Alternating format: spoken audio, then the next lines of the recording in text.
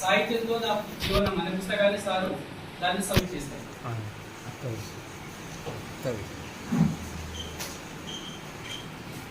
సాహిత్యంతో నా సహజీవనం పుస్తకంలో సార్ వాస్తవానికి సార్ జీవితాన్ని చదువుతున్నప్పుడు ఏమనిపించిందంటే సార్ తన జీవితాన్ని 3 భాగాలుగా విభజించుకోవడం జరిగింది. అంటే తన యొక్క వ్యక్తిగత జీవితం, వృత్తిపరమైన జీవితం, సాహిత్య జీవితంగా సార్ విభజించాడు. దీంట్లో ప్రధానంగా సాహిత్య జీవితం తప్ప నా వృత్తి జీవితం కానీ నా కుటుంబ జీవితం కానీ శూన్యము, సాహిత్య జీవితం లేకుంటే కాలువ మల్లయ్య అనేటువంటి చరిత్రలో ఏమీ మిగలదు. కాబట్టి సాహిత్యమే నా జీవితం అనేటువంటి విషయాన్ని సార్ దానిలో పుస్తకంలో చెప్పడం జరిగింది. వాస్తవికంగా చూసినప్పటికీ కూడా సార్ జీవితం అంతా కూడా సాహిత్యంతోనే సాగింది. ఎప్పుడైతే నా పుట్టినరోజుకు పుస్తకం రాదో అప్పుడు నేను మరణించినట్టు అని చెప్పడం జరిగింది. యాదృచ్ఛికంగా సారు వివేకానంద జయంతి రోజు పుట్టడం జరిగింది. ఆ రోజు ఒక గొప్ప హిస్టారికల్ డే కాబట్టి ఆ రోజు వరకు కంపల్సరీగా నేను ప్రతి ఏదో ఒక పుస్తకం తీస్తాను. నా గురించి చర్చ లేకుండా కానీ, నా గురించి పత్రికలో రాకుండా కానీ అప్పుడు నేను మరణించినట్టు అని చెప్పడం జరిగింది. అంటే సారు జీవితమే సాహిత్యము, సాహిత్యమే జీవితంగా జీవించినటువంటి వ్యక్తిగా సారు పుస్తకంలో చెప్పడం జరిగింది. దాని నుంచి గ్రహించాల్సినటువంటి ఒక గొప్ప గుణం ఏమిటి అంటే సార్ మీరు ఇంత సాహిత్య జ్ఞానం ఉంది కదా, దీని మీద కమర్షియల్గా ఎందుకు వాడుకోరు? అంటే జస్ట్ లైక్ మనం చూస్తుంటే ఎండమూరి కానీ మిగతా వాళ్ళు కానీ కమర్షియల్ రచన చేస్తూ దాని ద్వారా ఎంతో కొంచెం డబ్బులు సంపాదిస్తుంటారు. మీరు ఆ రకంగా ఎందుకు ప్రయత్నం చేయడం లేదు? ఈ జ్ఞానం వల్ల ఏం ఉపయోగం ఉందని వాళ్ళ కుటుంబ సభ్యులు అడిగినప్పటికీ కూడా సార్ ఏం చెప్పాడంటే నాకు నా వృత్తిపరంగా వచ్చేటువంటి జీవితము నేను నడపడానికి సరిపోతుంది. నాకు సాహిత్యంతో డబ్బులు సంపాదించలేదు, సాహిత్యంతో సామాజిక మార్పు కోరుకుంటున్నానని చెప్పడం జరిగింది. ఇది చాలా గొప్ప విషయం. అలాంటి వ్యక్తులు ఈ కాలంలో చాలా అరుదుగా ఉంటారు. సాహిత్యంతో సామాజిక మార్పు మాత్రమే ఆశిస్తున్నాను, నాకు ఎలాంటి ధనాపేక్ష కానీ ఆర్థికపరమైన లాభాపేక్ష కానీ సాహిత్యం పట్ల నేను చూడాలి అని సార్ చెప్పడం జరిగింది. అంటే ఆ తరము ఎంత నిజాయితీగా సమాజం పట్ల నిబద్ధతతో పనిచేసిందో మనకు ఈ పుస్తకాన్ని చదివితే అర్థమవుతుంది. ఇంకా దీనిలో ముఖ్యంగా ప్రతి మనిషికి కూడా తన యొక్క వేలైనటువంటి వాళ్ళు పుట్టినటువంటి ఊళ్ళోనే ఉంటాయి.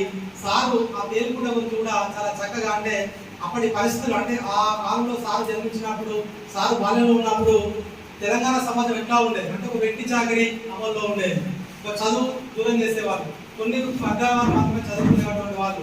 అలాంటి సామాజిక పరిస్థితులన్నింటి కూడా ఈ పుస్తకంలో కనబడతాయి. అంటే 1950 నుంచి 1970 వరకు ఉన్నటువంటి ఎట్లాంటి పరిస్థితుల్లో తెలంగాణ ఉండేది, అప్పుడు భూస్వాములు ఏ విధంగా ఉండేవాళ్ళు, మిగతా కులాల వాళ్ళు ఎట్లా ఉండేవాళ్ళు అనేటువంటి ఆ సామాజిక పరిస్థితులు కూడా మనకు ఈ పుస్తకంలో వివరించడం జరిగింది. మొత్తానికి ఈ పుస్తకంలో తెలంగాణ ఉన్నటువంటి చాలా మంది జీవితాన్ని కూడా సార జీవితంగా మనకు దీన్ని పరిచయం చేయడం జరిగింది. ఇలాంటి గొప్ప పుస్తకాన్ని మనం అందరూ కూడా చదవాలి. దీని నుంచి కూడా కొంత సమాజంలో మార్పు మనం ఆశిద్దామని కోరుకుంటున్నాను. ఈ అవకాశం ఇచ్చినటువంటి పెద్దలందరికీ ధన్యవాదాలు. Thank you sir. ఇప్పుడు తెలంగాణ రచనల వేదిక రాష్ట్ర ప్రధాన కార్యదర్శి శ్రీ బూర్ల వెంకటేశ్వర గారిని ఇప్పుడు ఆవిష్కరించిన పుస్తకము పుట్టినరోజు పండుగ మీద చర్చించగా కోరుతున్నాను. ఈనాటి సభాధ్యక్షులు ఇప్పుడు రవీందర్ గారు, అలాగే ఈ సభకు చేసినటువంటి పెద్దలు శ్రీ శ్యామ్ ప్రసాద్ గారు మరియు గంగయ్య గారు, అలాగే కథల కార్ఖానా కాలువ మల్లయ్య గారు, అరసం రాష్ట్ర జాతీయ ప్రధాన కార్యదర్శి శ్రీ వేలుపుల నారాయణ గారు, మరియు గాయత్రి విద్యా సంస్థల బాధ్యులు శ్రీ శ్రీనివాస్ గారు, మరియు ముందున్నటువంటి మిత్రులందరికీ నమస్కారం. ఈరోజు కాలువ మల్లయ్య గారు పెద్దపల్లికి వచ్చి ఒక కార్యక్రమాన్ని ఎందుకు తీసుకున్నారు అంటే, కాలువ మల్లయ్య గారి వేవి తెలుపుకుంటలో ఉన్నాయి, అంటే మూలాలు తెలుపుకుంటలో ఉన్నాయి. ఎవరైనా సరే ఎంత ఎత్తుకు ఎదిగినా సరే మన మూలాల్ని మర్చిపోవద్దు అని చెప్పడానికి తన మూలమైనటువంటి తెలుగుంటను, అట్లాగే తన మూలమైనటువంటి పెద్దపల్లి జిల్లా, తనకు ఆశ్రయం ఇచ్చినటువంటి FCI రామగుండం ఇక్కడనే ఉంది. అట్లాగే తన వారు అనుకునేటువంటి వారంతా కూడా తాను ఎవరినైతే చిత్రీకరించిండో, తన కథలు, తన నవలల్లో ఏ పాత్రలనైతే చిత్రించిండో అవన్నీ కూడా ఈ పక్కల ఇక్కడ ఉన్నటువంటి, అంటే తెలుగుంట గ్రామము లేదంటే FCI గ్రామం, FCI పట్టణం, ఇవన్నీ ఆయనకు ఇప్పుడు 72 ఏళ్ళ వయస్సు. కాలువ మల్లయ్య గారికి 72 ఏళ్ళ వయసు. బహుశా మనం ఎవరము ఇందులో వారికంటే పెద్దవాళ్ళని కాము, కానీ వారు మనకు ఇప్పుడు ఒక ఉదాహరణ లాగా మన ముందు నిల్చున్నారు. అంటే ఎట్లా ఉండాలి, మనిషి యొక్క జీవితం ఎట్లా ఉండాలి అనే దానికి తాను ఒక ఉదాహరణ అయి నిల్చున్నారు. అంటే కేవలం తన స్వార్థానికి తాను బతకడం కాదు, తాను సమాజం కోసం పనిచేయాలి. అందుకే సమాజం కోసం ఎవరైతే పనిచేశారో వాళ్ళే తనకు ఆదర్శం.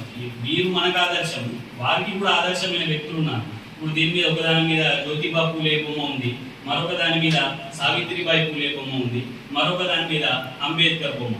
గమనించాం అంటే ఎక్కడ ఆయన ఎవరిని అనుసరిస్తున్నాడు, ఎవరిని ఆదర్శంగా చూపిస్తున్నారు అంటే తమ కోసం కాకుండా సమాజం కోసం బతికినటువంటి వాళ్ళు ఎవరైతే ఉన్నారో వాళ్ళు తనకు ఆదర్శం. సమాజంలో అట్టడుగు వర్గాల ప్రజలు ఎవరైతే ఉన్నారో వాళ్ళ యొక్క వేదనలే తన కథల యొక్క సారాంశం. కాబట్టి ఈ తెలంగాణ సమాజం ఎట్లా ఎదిగి వచ్చింది, ఎప్పుడో 1952లో ఇంతకుముందు మిత్రుడు గుర్తు చేసినాడు, వివేకానంద జయంతి రోజు. అదే రోజు ప్రజాస్వామ్యంలో మొదటి ఎన్నికలు జరిగిన రోజు. ఆ ప్రజాస్వామికమైనటువంటి దేశాన్ని, ప్రజాస్వామికమైనటువంటి విలువలను కోరుకునేటువంటి వారు కాలువ మల్లయ్య. అందుకని తన జీవితంలో తాను ఏదైతే ఎదిగి వచ్చినాడో ఆ క్రమాన్నంతటిని చెప్పడానికి ఈ పుస్తకాలు రాసినారు. ఇప్పుడు ఏ పుస్తకంలో చూసినా కానీ వారి జీవితమే ప్రతిబింబిస్తుంది. పుట్టినరోజు పండుగ అనే దాంట్లో తన 70 సంవత్సరాల వయసులో సప్తతి కార్యక్రమం జరిగింది. ఆ కార్యక్రమం జరిగిన సందర్భంగా అందరూ వారి గురించి, వారి సాహిత్యం గురించి విశ్లేషణ చేస్తూ వ్యాసాలు రాసింది, కవిత్వం రాసింది. అట్లాగే వారి ఊరికి చెందినటువంటి బొద్దుల లక్ష్మయ్య గారు ఏకంగా ఒక 100-200 పద్యాలే రాసి ఒక పుస్తకాన్ని అంకితంగా ఇచ్చింది, అది కూడా ఇందులో చేర్చింది. అట్లాగే వారి జీవితాన్ని మొత్తం కూడా సారాంశాన్ని అంతటిని ఒక 15-20 పేజీల ముందుగా రాసింది కాలువ మల్లయ్య సార్. అందులో ఉన్నటువంటి ఒక 4-5 విషయాలు మనం చెప్పుకున్నాం. బహుశా మీరందరూ కూడా ఉపాధ్యాయ వృత్తిలో ఉన్నటువంటి వాళ్ళే, అట్లాగే మరి సాహిత్యకారులే కనుక మనం అందరం కూడా సాహిత్యకారులుగా మనము ఏదో ఒకటి సమాజానికి చేయాలని అనుకుంటున్నాం. మరి తానేం చేసినాడు, తాను ఏం కోరుకున్నాడు, ఇంకా ఏం చేయాలనుకుంటున్నాడు అనేది కూడా ఒక విజన్ లాగా రాసుకున్నాడు. అంటే తాను చెప్పినటువంటి విషయాల్లో కొన్ని విషయాల్ని మనం ఇక్కడ చెప్తున్నాం. ఒకటి ఏంటంటే చదువు అనే దానికి ఆయన ప్రథమ ప్రాధాన్యతని ఇచ్చినాడు. నిజానికి మనం చూస్తే ఇప్పుడు 2022 అంటే 72 ఏళ్ళ కింద ఒక తెలంగాణలో ఉండేటువంటి ఒక పెద్దపల్లి జిల్లాలోని ఒక మారుమూల మండలంలో తెలుకుంట గ్రామంలో విద్య ఏ స్థాయిలో ఉండి ఉంటుంది, చాలా అట్టడుగు స్థాయిలో ఉండి ఉంటుంది. అట్లాంటి మళ్ళీ అందులో బహుజన వర్గాలకు సంబంధించినటువంటి వాళ్ళకు విద్య అందింది చాలా తక్కువ. కానీ అతడు చదువు మీద ప్రేమతో 9వ తరగతి వరకు తెలుగుంటలో కష్టపడి చదువుకొని అక్కడి నుంచి ఎలిగేడు రోజు నడక ద్వారా ఎలిగేడు హై స్కూల్కు రావడం పోవడం అనేది నడిచిపోయి వచ్చింది. ఇవాళ మనం చూస్తున్నాం, మన పిల్లల్ని మనం ఏం చేస్తున్నాము, మన ఇంటి ముంగట్టే వ్యాన్ ఎక్కిస్తున్నాం. కానీ అంటే మనం కూడా విద్యను గుర్తించినాం, విద్య యొక్క విలువను గొప్పతనాన్ని గుర్తించినాం. కానీ అప్పుడు ఏంటి, తన ఊరిలో ఆ చైతన్యం లేకున్నా సరే తన తల్లిదండ్రుల కోరిక మేరకు, తన యొక్క అభిష్టం మేరకు తాను కొంత దూరం నడిచి వెళ్ళి చదువుకొని దాన్ని పోకుండా కాపాడుకున్నాడు. ఆ తర్వాత SRR కాలేజీలో డిగ్రీ చదవడం, తర్వాత ఒక ఉపాధ్యాయునిగా పనిచేయడం. ఆయనకున్న ఒక ప్రధానమైన కోరిక ఏంటంటే ఉపాధ్యాయునిగా ఉండాలి. మనం అందరం ఉపాధ్యాయులు ఉన్నాం ఇక్కడ. ఉపాధ్యాయునిగా ఉంటే ఎంతో మంది విద్యార్థుల భవిష్యత్తును తీర్చిదిద్దవచ్చు అనేది అతని యొక్క ఉద్దేశం. అక్కడెక్కడో నిజామాబాద్ మాక్నూరులో కొన్ని రోజులు పనిచేసినాడు, కొంతకాలం పనిచేసినాడు. దాన్ని విడిచిపెట్టడం తనకు చాలా కష్టం అనిపించింది. అట్లా 2-3 జాబ్లు వస్తే కూడా వదిలేసినాడు. కానీ చివరిగా FCIలో ఒక ఉద్యోగం, కెమిస్ట్గా ఉద్యోగం వచ్చినప్పుడు ఇది వదిలితే బాగుండదు, ఇక్కడ చాలా సదుపాయాలు ఉంటాయి, మంచి జీతం ఉంటుంది, నువ్వు హెడ్ మాస్టర్ కంటే ఎక్కువ జీతం వస్తుంది నీకు అక్కడ అన్నప్పుడు పిల్లల భవిష్యత్తు కోసము, తన భవిష్యత్తు కోసము ఆలోచన చేసి కెమిస్ట్గా చేరినాడు. కానీ ఆయనకు అక్కడ ఇంకొకటి ఉంది. అక్కడ ఏమన్నారంటే, నువ్వు ఉపాధ్యాయుని కాకపోయినా సరే ఒక రచయిత అయితే నువ్వు సమాజాన్ని అంతటిని మేల్కొల్పవచ్చు అనేటువంటి ఒక గొప్ప విషయాన్ని తీసుకున్నారు వాళ్ళు. కాబట్టి అప్పటి నుంచి కూడా అంటే సుమారు 1972లోనే, అంటే ఒక 20 ఏళ్ళ వయసులోనే ఒక నవలను రాయడం ప్రారంభించింది. 20 ఏళ్ళ వయసులో కవిత్వం రాసినారు, కథలు రాసినారు, నిజానికి తెలుగు నేల మీద ఎవరు రాయనన్ని కథలు రాసినారు కాలువ మల్లయ్య గారు. ఇది నిజంగా ఆశ్చర్యకరమైనటువంటి విషయం. సుమారు 1000 కథలు రాసినారు, 18 నవలలు రాసినారు, వందల కొద్ది వ్యాసాలు రాసినారు. సామాన్యమైన కృషి కాదు. అంటే మనం అనుకుంటాం ఎవరో మార్క్సో లేకపోతే ఇంకెవరో అంబేద్కర్ ఇట్లాంటి వాళ్ళు మన పక్కన ఉన్నటువంటి వాళ్ళని కూడా మనం గుర్తించడం నేర్చుకోవాలి. అందుకోసం ఇప్పుడు ఇక్కడ వారు అంటే మనము వారి యొక్క కృషిని గుర్తించవలసినటువంటి అవసరం ఉంది. అట్లాగా వారు ఇందులో ఇట్లాంటి చాలా విషయాలు చెప్పుకుంటూ వచ్చినారు. ఇంకొకటి, సమాజం నాకేమిచ్చింది అనేది కాకుండా నేను సమాజానికి ఏం చేశాను, సాధారణంగా దేశం నాకేమిచ్చింది అని కాకుండా దేశానికి నేనేం చేశానని ఆలోచించాలని. అట్లాగే ఆయన ఉన్నటువంటి దాంట్లో కుల మత జాతి లింగ వర్గ విచక్షణ లేకుండా అందరూ స్వేచ్ఛగా బతకాలని, అటువంటి ఎక్కడ కూడా ఆధిపత్యాన్ని సహించొద్దు అని.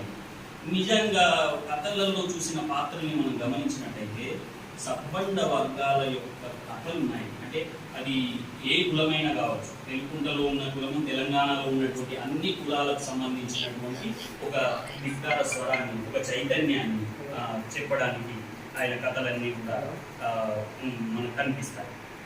అట్లాగే బుద్ధుణ్ణి బాగా ఇష్టపడ్డట్టుగా తెలుస్తారు. తను బౌద్ధం తీసుకోవాలనే ఆలోచన కూడా ఉన్నట్టుగా 2 సంవత్సరాల క్రితం ప్రకటించినాడు. అంటే సత్యము, అహింస, శాంతి ఇట్లాంటివి ఏవైతే గుణాలు ఉన్నాయో వాటిని బుద్ధుడే తనకు అంటే తన కష్టకాలంలో బుద్ధుడే తనకు ఒక హితోపదేశం చేసినట్టుగా అనిపించిందని, ఆ ధర్మ మార్గంలో నడవాలనేటువంటి బలీయమైన కోరిక ఉన్నట్టుగా కూడా కనిపిస్తుంది. చిన్నప్పుడే వాళ్ళ నాయనమ్మ అన్నదట కుమరమ్మ, ఏమని, నా మన్మడు ధర్మరాజు అసంటోడు అయితే తాలూక్దార్ అవుతాడు లేకపోతే తహసీల్దార్ అవుతాడు అని చెప్పుకున్నారు. అంత బుద్ధిమంతుడు, వినయమంతుడు. అయితే ఆయన ఇంకొక మాట అన్నాడు, ఏంటంటే నేను అజాత శత్రువు అని ప్రకటించుకున్నాడు.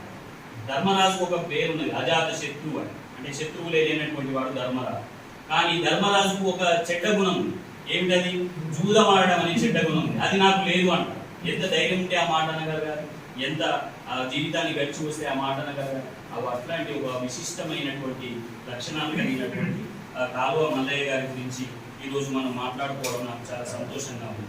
నిజానికి స్త్రీల విషయం వచ్చినప్పుడు కూడా ఒక మాట అంటారు, నాకు కార్యేషు దాసి కరణేషు మంత్రి ఇట్లాంటిది నచ్చదు. ఎందుకు? ఆమె కూడా నాతో సమానమైనటువంటి, ఒకరు రాజు ఒకరు సేవకులు అన్నట్టుగా ఉండకూడదు. తప్పకుండా నా సమాన స్కందురాలు, సమస్కందురాలు లాగా నేను స్నేహితురాల్లాగా చూస్తాను, అట్లాగే చూశాను కూడా నా జీవితంలో అని చెప్తున్నాను.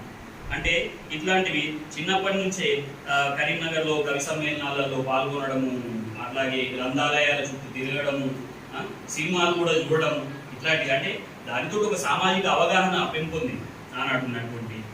ఇంకొకటి బాగా బాధపడ్డటువంటి సంఘటనలు కూడా చెప్పినాడు. ఆనాడు తెలంగాణ ప్రాంతం అంతా కూడా ఒక రకమైనటువంటి నిర్బంధం కొనసాగింది.